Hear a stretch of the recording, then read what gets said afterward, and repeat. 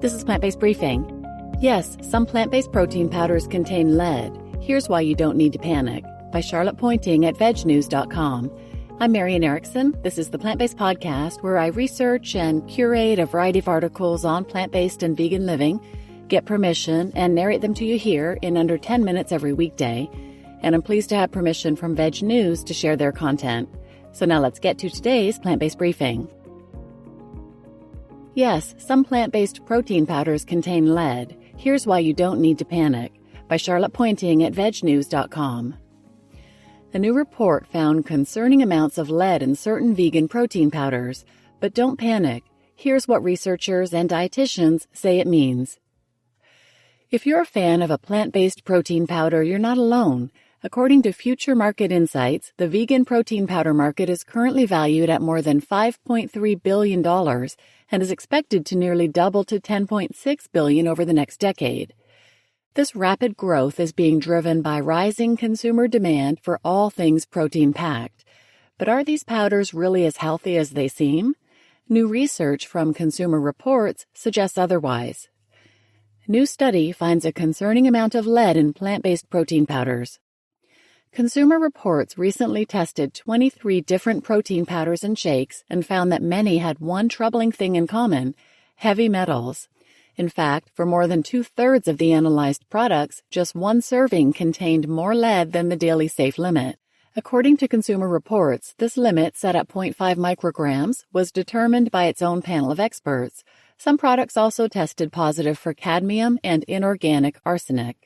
Plant-based protein powders were particularly concerning. On average, these products contained 9 times more lead than other powders on the market. The researchers noted that lead levels across all products which are not tested by the FDA had increased since Consumer Reports' last round of testing 15 years ago.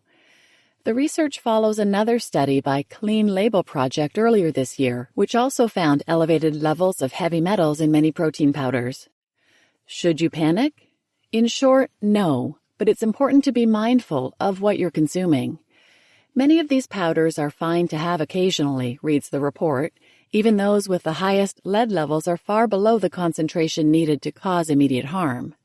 However, continuous high exposure to lead is associated with a range of health issues, including reproductive problems, immune suppression, and kidney damage.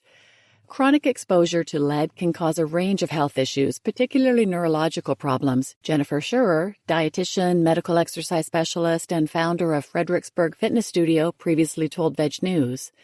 In adults, it can lead to high blood pressure, kidney damage, and impaired cognitive function, she added.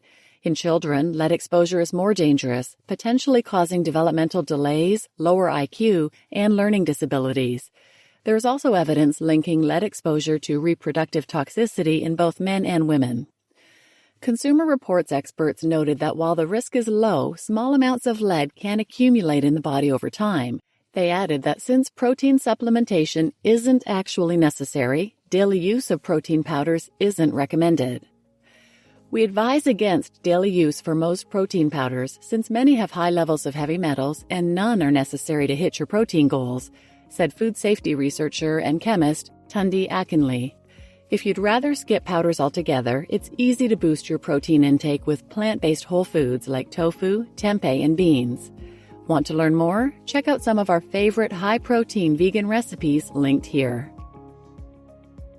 You just listened to Yes, Some Plant-Based Protein Powders Contain Lead. Here's Why You Don't Need to Panic by Charlotte Pointing at vegnews.com. And I'm your host, Marian Erickson. I've done a ton of other episodes about protein requirements and supplementation, requirements for athletes, for seniors, all kinds of things. Wherever you listen, or go to plantbasedbriefing.com episodes and use the search field there, enter protein or athletes or some of those terms, and those episodes will come up.